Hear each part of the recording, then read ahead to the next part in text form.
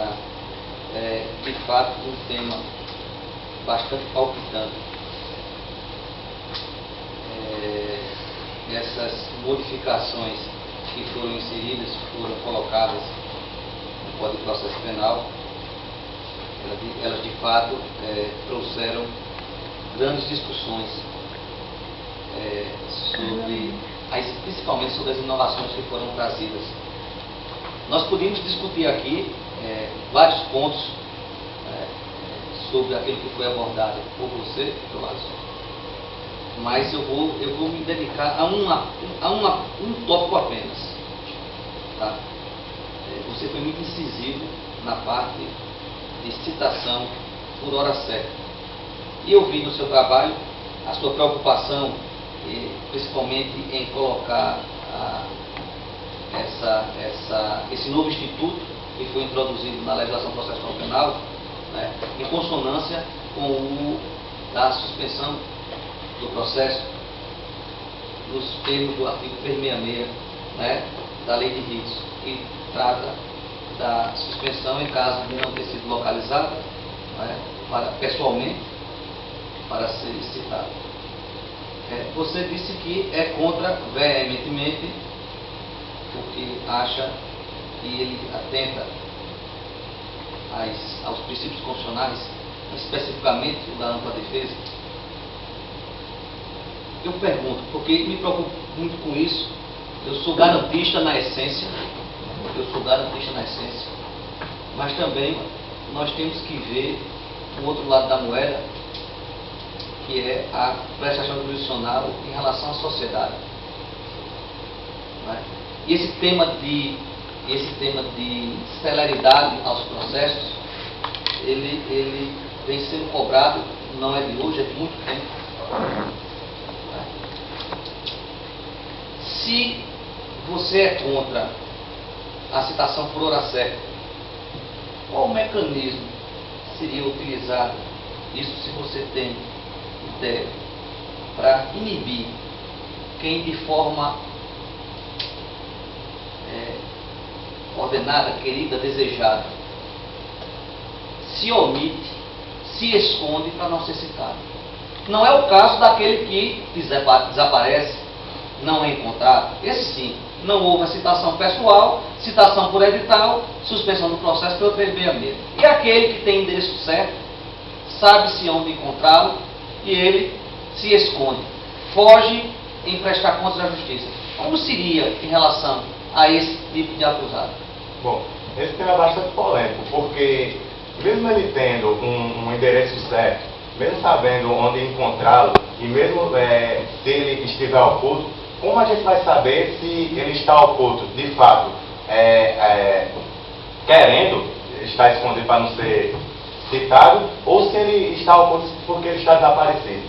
Por isso eu acho que deveria continuar com a citação por edital, porque mesmo que o processo seja suspenso, ele não pode a gente pensar na celeridade sem pensar também na ampla defesa, porque é uma questão bastante polêmica, é difícil realmente quando ele se omite com relação à citação, mas a ampla defesa tem que ser defendida a qualquer custo, e a celeridade não pode estar acima da ampla defesa, entendeu? Por isso que eu acredito que deveria continuar a citação por edital, porque não há uma fórmula para fazer com que aquele réu apareça, para que ele seja... Como a gente vai punir o réu por ele estar oculto? Eu acredito que não há um modo de se punir o réu nessa questão, mas a ampla defesa deve ser defendida, em detrimento da celeridade processual. Eu me preocupo muito com isso, porque nas lides, no dia a dia, professor Felipe, professor Zé Neto, quando ocorre a suspensão do processo, existem outras consequências. Não é? Se não se antecipa a prova, quando se é necessário, você tem que justificar porque você vai antecipar uma prova. Quando esse réu é encontrado e essa prova é trazida, principalmente a testemunhal, ela é apagada, deletada por completo. São processos mortos. Né? É uma pena de morte antecipada ao processo. Dificilmente você consegue apurar uma prova em processo dessa situação. E em segundo, surge a discussão, e a grande discussão, sobre a questão da possibilidade ou não da prescrição. Né? E, salvo engano, em relação a processos assim, só há um julgado do STF que trata não da declaração de imprescritibilidade em relação aos processos suspensos, né?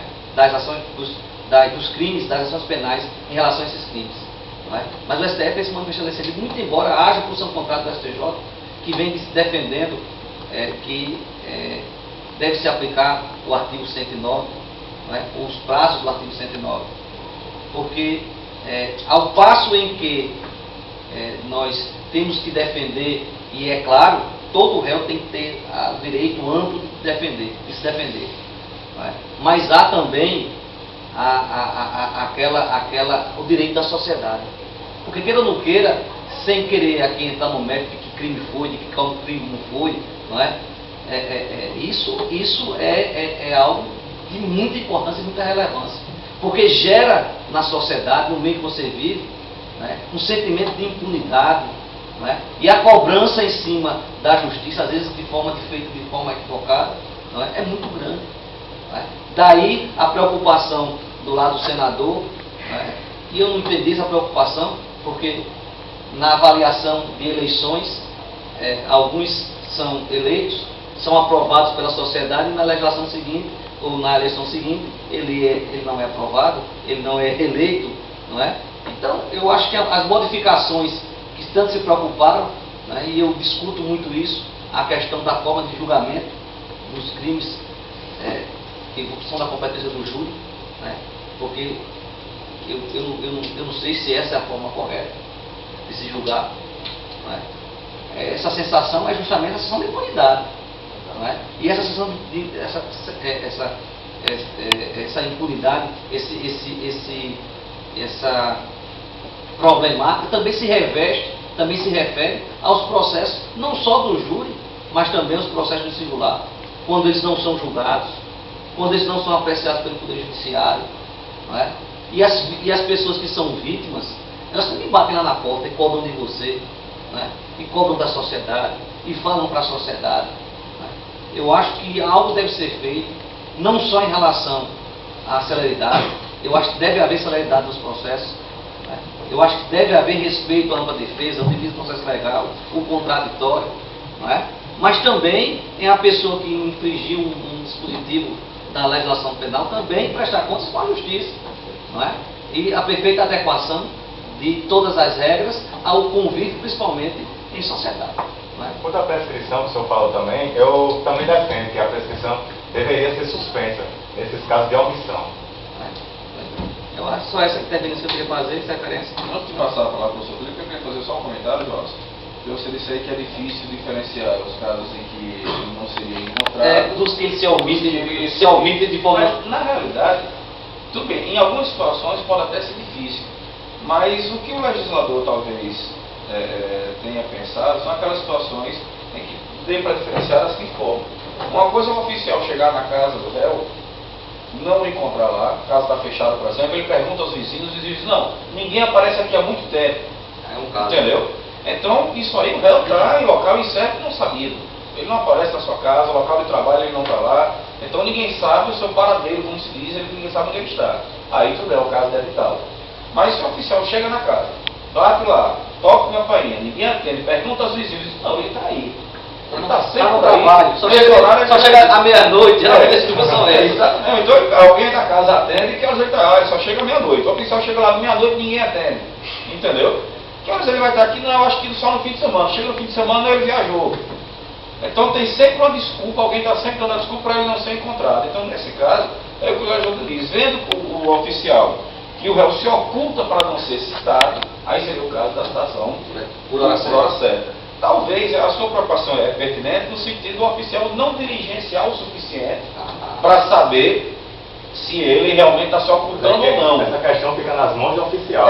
Porque aí você pode dizer, não, mas não pode ser uma coincidência, de fato o sujeito pode trabalhar, sei lá, ele pode ter algum emprego que trabalha.